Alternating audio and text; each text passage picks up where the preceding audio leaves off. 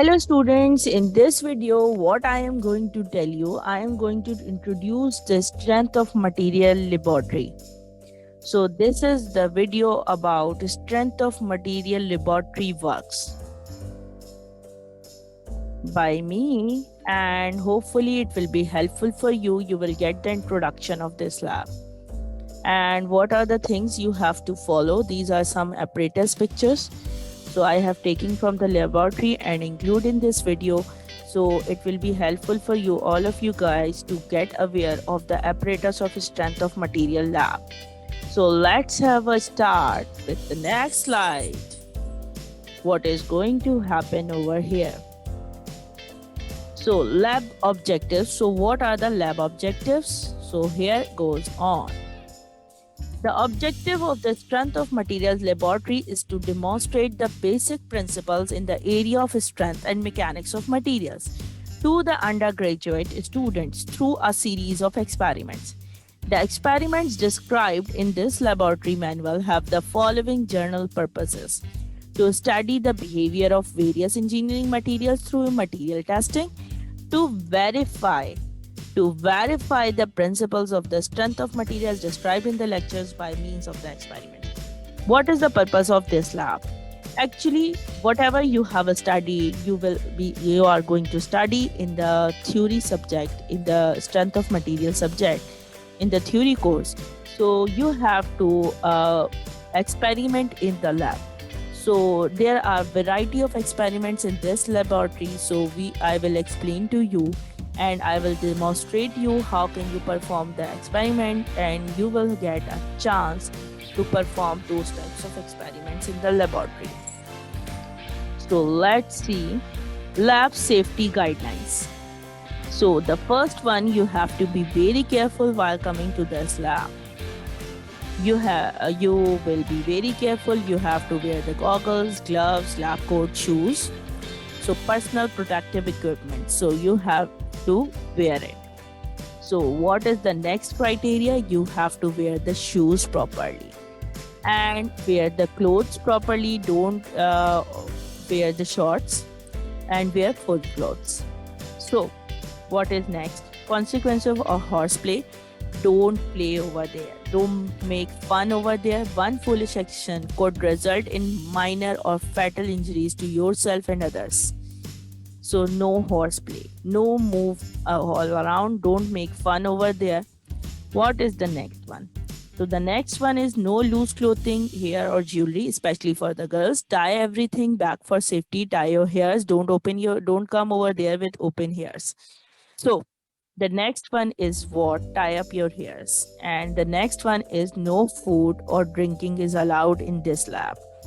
So no food or drinking. You should wear the gloves as well while mixing the concrete or mixing cement with water. And this one is report all injuries to the teacher immediately.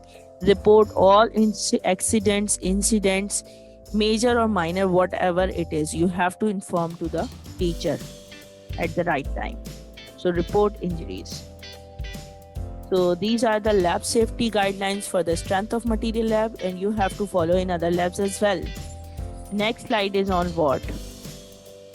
Next slide is on safe lab practices. It is the safe. So keep yourself and others safe. Be aware of your own and others' safety. No eating or drinking in the lab. Report any perceived safety hazards.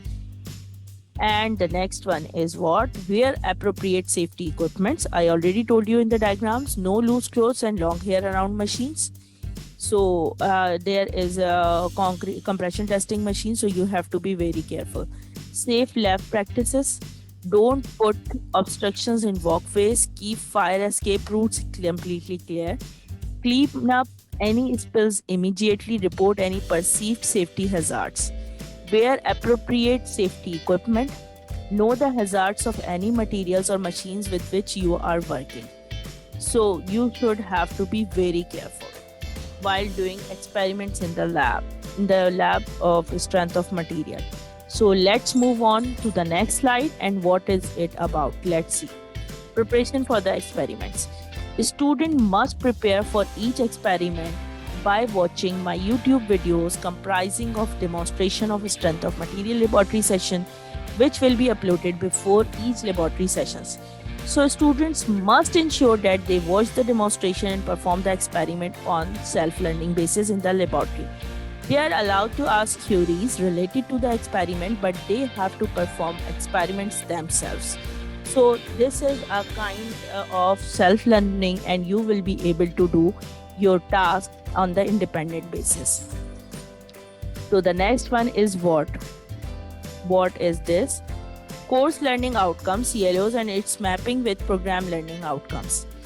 So these are the CLOs which I have prepared for my lab sessions, and this is CLO 1 and CLO 2. So the first one, course learning outcome of this lab, is follows behavior of various engineering materials through material testing. So it is mapped with P3 guided response. And Bloom's taxonomy, sorry, I did a mistake over here. So what I have to tell you over here, let me do that. So I did a mistake. What is this? So this should be, this is Bloom's taxonomy, because I brought it here, guided response or mechanism, and there should be PLOs, because this one is the PLOs. So sorry for this mistake. So you will learn it in this way. So I will make changes over there. So keep it in mind. Your course learning outcome, CLO, is mapped with the follows behavior of various engineering materials through material testing with the PLO4 investigation and P3 guided response, that is the Bloom's taxonomy. CLO2 measures numerous properties of concrete, aggregates, and steel through experiments using advanced materials. So it is mapped with PLO5 modern tools usage, and it is mapped with P4 mechanism. So this is psychomotor skill P3 and P4. So you have to score 50% in CLO1 and CLO2 50%. So you will be passed. Otherwise, you have to attempt it again. So let's move to the next slide. Relationship between assessment tools and CLOs. Assessment tools, according to that, lab manual mark 15, and it is from CLO1. And project presentation or demonstration, and there will be open-ended lab also over there. So it will be marked as CLO2, CLO3. So project 1 is 7.5. Open-ended lab is also included in it. Open-ended lab number 1 and open-ended lab number 2 and project number 2 is included in CLO3. Then the lab exam, obviously it is from the CLO1. So you have to prepare it accordingly. So these are the categories of your marking. So let's do assessment policy. Now there is a grading policy.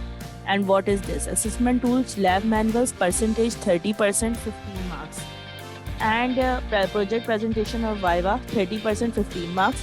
Lab exam, 40%, 20 in 15 plus 5 marks. For Viva, total 100%, 50 marks. Then what is next?